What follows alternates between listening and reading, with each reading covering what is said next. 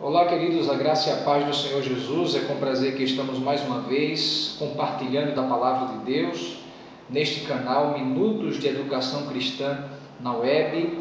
Eu sou Abraão Coutinho e a gente está sempre juntos aqui semanalmente para poder compartilhar desta lição tão maravilhosa, essa lição de jovens que tem tratado durante esse trimestre, esse segundo trimestre de 2016, sobre a temática da família. E hoje nós estamos diante de uma lição de número 10, cuja qual tem como tema quando a divisão se instala na família.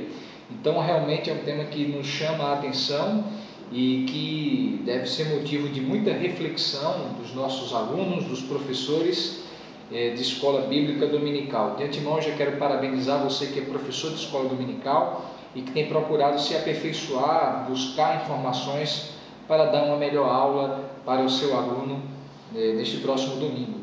Queridos, nós estamos aqui diante de alguns objetivos nessa lição. O primeiro objetivo é mostrar que a família de Isaac era uma bênção, o que não impediu que tivesse sérios problemas. Em segundo lugar, analisar criticamente de que forma a divisão se instalou na família de Isaac, causando inúmeros prejuízos. E por fim, glorificar a Deus pelo final feliz da família de Isaac, onde a humildade e o perdão prevaleceram. Muito bem, a nossa lição ela vai tratar sobre esse tema, a questão da divisão instalada na família, e ela já começa no primeiro tópico falando sobre uma família abençoada, vai falar sobre a família de Isaac, mostrando que Isaac foi, obviamente, filho descendente de Abraão e que teve dois filhos, Jacó e Esaú. É uma família abençoada, uma família que estava debaixo de uma promessa de Deus, através desta família, trazer à existência o Messias, que abençoaria todas as famílias da terra. Então era uma família que estava certamente debaixo da bênção divina. O próprio casamento de Isaac foi um casamento direcionado, conduzido por Deus. Porém, o fato de haver um casamento direcionado por Deus não garante a isenção de problemas na família. E o problema que a gente consegue perceber aqui certamente foi na relação, antes de qualquer coisa, entre Isaac e Rebeca. Nós vamos falar daqui a um pouco, porque a gente percebe que Rebeca amava mais a Jacó e Isaac amava mais a Esaú. A grande questão não é se o pai ou a mãe tem uma maior ou uma menor empatia com determinado filho. Isso muitas vezes pode ser comum nas famílias, pelo fato de filhos terem traços de personalidades diferentes uns dos outros, que de certa forma um pode chamar mais a atenção do pai ou da mãe. Mas o grande problema é porque isso era manifestado de maneira muito clara, ou seja, Isaac mostrava de uma maneira muito perceptível a sua preferência por Esaú, e Rebeca mostrava, consequentemente, também a sua preferência por Jacó. E isso começou a desestruturar, começou a causar um sentimento de rivalidade, certamente, entre os irmãos. Então eles começam a errar sob essa perspectiva.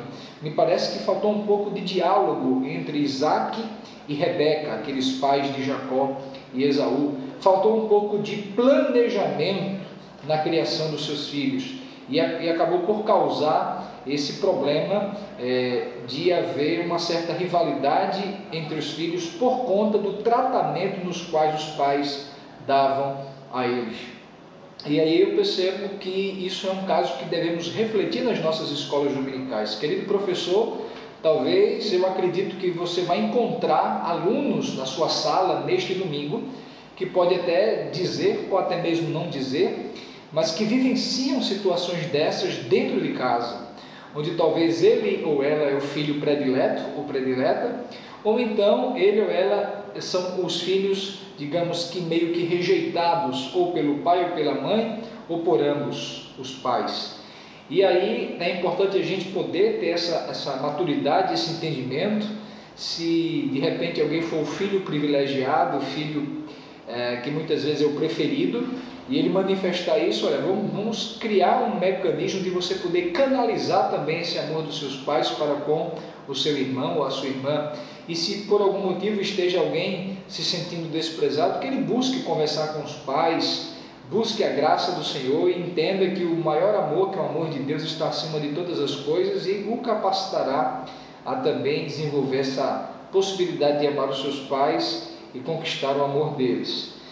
Mas aí o grande problema quando acontece na família de Isaac e de Rebeca, aquele casal abençoado, a gente percebe que diante daqueles problemas, diante daquelas falhas, a gente já tira uma lição para os nossos jovens, que o fato de começarmos bem a família, o fato de iniciarmos uma família com um casamento estruturado, um casamento debaixo da direção de Deus, não nos isenta de falharmos lá na frente. Então devemos estar sempre atentos para a vontade de Deus e para aquilo que Deus tem projetado para o nosso lar, não apenas como marido e mulher, mas como pai, como mãe. E percebemos que o problema começa a surgir quando esses filhos começam a se sentir preferidos por um ou por outro. A Bíblia vai mostrar que Esaú era um tanto profano, Esaú não tinha muito apego às coisas de Deus, já Jacó era mais apegado, porém ele era enganador. E o grande problema que acontece agora no relacionamento, no casamento de Isaac e Rebeca, é que além deles não terem um diálogo tão aberto quanto a criação dos seus filhos, além deles não terem resolvido essa questão da convivência com seus filhos, a gente percebe que Rebeca, ela planejou algo para enganar o seu esposo juntamente com um dos seus filhos, que era justamente o Jacó. Quando a Bíblia diz que Esaú estava vindo já muito cansado da caça, o Jacó preparou aquele guisado e trocou aquele prato de guisado pela primogenitura que o Jacó tinha direito, por ter sido o primeiro a nascer. Eram irmãos gêmeos, mas Esaú tinha nascido primeiro. Então Esaú, como era profano, muitas vezes não tinha muito apego às coisas de Deus, ele troca a sua primogenitura pelo prato de guisado. Mais na frente, quando o Isaac queria abençoar o primogênito, a própria Rebeca, ela planeja um teatro, um ensaio, mandando que matasse um cabrito, colocasse a pele do cabrito sobre os braços de Jacó, porque Jacó era liso e Esaú era peludo, era cabeludo. Então, para poder enganar a Isaac, visto que Isaac já estava com a vista cansada. Então, que coisa terrível! Nós vemos no cenário de uma família, uma esposa que planeja juntamente com o filho enganar o seu esposo. Então, precisamos estar atentos a isso e começar a tratar o quanto é importante a fidelidade no casamento, não apenas no aspecto sexual, mas no aspecto dos ambos aspectos do casamento e da relação interpessoal, sobretudo na criação de filhos também. E tudo isso causou um grande problema. Eu estou sendo sucinto porque vocês certamente irão estudar o texto que fala sobre a vida de Jacó e Esaú, vai desde o capítulo 25 de Gênesis até o capítulo 33, 34, é objeto de estudo para cada professor. Estamos apenas aqui dando algumas dicas. E aí, o que acontece é que Esaú queria matar Jacó, e Jacó teve que fugir da sua casa.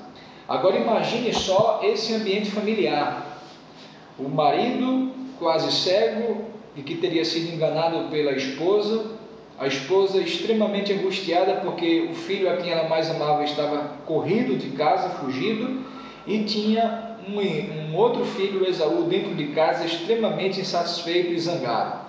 Então isso se desdobrou, reverberou em todo esse caos na família de Isaac e Rebeca.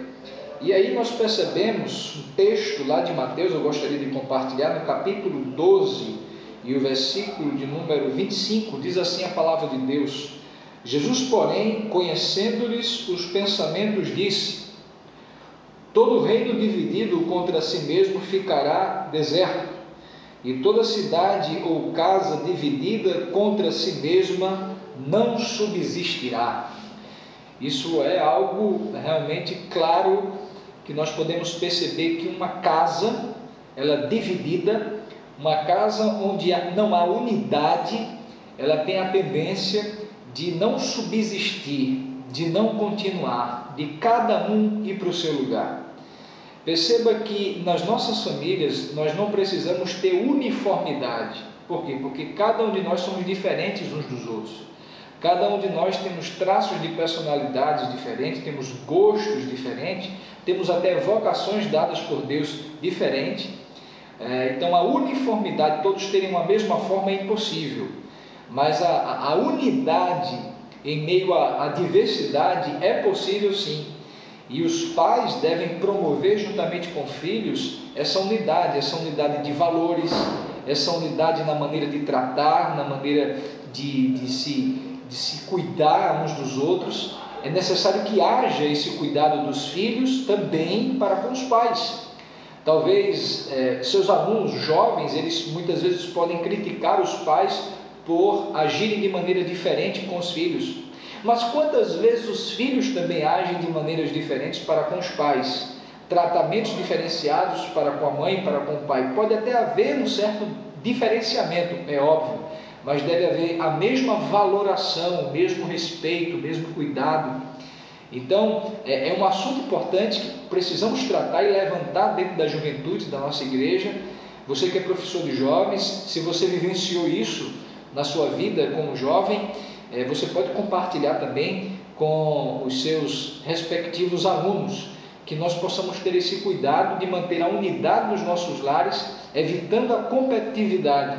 E para isso é necessário que haja amabilidade, respeito, que haja cumplicidade em tudo aquilo que fazemos em nosso lar. Resumindo, nós vemos que para a felicidade da família de Isaac, que o Jacó ele se arrepende. Nós vemos lá no livro de Gênesis, no capítulo de número 33, deixe-me ver aqui um texto que mostra Jacó tomando uma atitude, capítulo 32, no versículo de número 4. Eu vou ler o 3 e o 4. Então Jacó enviou mensageiros adiante de Esaú, seu irmão, à terra de Seir, território de Edom, e lhes ordenou: assim falareis ao meu irmão Esaú: teu servo Jacó manda dizer isto: como peregrino morei com Labão, em cuja companhia fiquei até agora. Versículo 5: tenho bois, jumentos, rebanhos, servos e servas.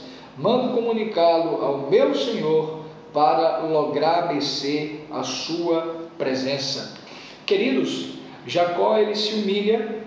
Jacó, para que ele pudesse restaurar a comunhão no seu lar e sobretudo a comunhão com o seu irmão, ele toma uma atitude séria. Ele começa a agir e ele toma uma atitude de humildade. Não pode haver unidade, não pode haver uma quebra de um problema instaurado, não pode haver uma quebra de um desentendimento se não houver humildade de pelo menos uma parte. Jacó manda os seus servos dizer para o seu irmão que ele agora era o seu senhor. Apesar de ele ter roubado o direito da bênção de Esaú, Jacó diz: olha, diz para ele que ele é o meu senhor e que eu tenho bois, que eu tenho jumentos, que eu tenho animais à mercê dele, que eu estou aqui à disposição dele. E na continuidade do texto nós vemos que Jacó teve uma outra coisa importantíssima que ele precisava ter. Ele teve uma experiência com Deus no vale de Jaboque. Está aqui no texto, no capítulo de número 33, o encontro, no capítulo 32 ainda, o versículo 22 por diante. Ele tem um encontro com Deus espetacular, ao ponto de a Bíblia diz que ele segura o anjo e ele diz: olha, me abençoa, eu não te largo quando tu não me abençoares, enquanto não me abençoares. E a Bíblia diz que o nome de Jacó, que significava suplantador, enganador, alcacanhador, é mudado para Israel, que é o príncipe de Deus. Perceba que aquele jovem senhor, o Jacó, ele começa a agir de uma maneira totalmente diferente. Ele começa a agir com humildade para com seu irmão. Ele tem um encontro pessoal com Deus que certamente muda a trajetória da sua vida. E por fim, aí no capítulo 33 de Gênesis, ele vai ter com seu irmão ele se curva diante do seu irmão, ele se humilha literalmente, não apenas de palavras agora através dos seus servos que ele mandou dizer, mas ele se humilha diante do seu irmão e eles se abraçam, se confraternizam. Que possa servir de referência para nós professores e para os alunos também. Nós não podemos impedir muitas vezes as desavenças nos lares, mas temos como solucioná-las através de um relacionamento de intimidade com Deus, através da humildade e através de atitudes que demonstram aos nossos irmãos, aos nossos pais, aos nossos parentes, que de fato Deus está na nossa vida e que temos o desejo de mudar, de melhorar. Então que Deus abençoe a todos. Eu quero agradecer a cada internauta que tem assistido os nossos vídeos. Fique à vontade para fazer a sua inscrição nesse canal, que justamente tem procurado trazer algumas lições da Escola Bíblica Dominical através do comentário, mas também que certamente teremos outras informações importantes nesse canal Minutos de Educação Cristã na web. Faça a sua inscrição, compartilhe com seus amigos e que Deus te abençoe e que possamos ter uma outra oportunidade em nome de Jesus.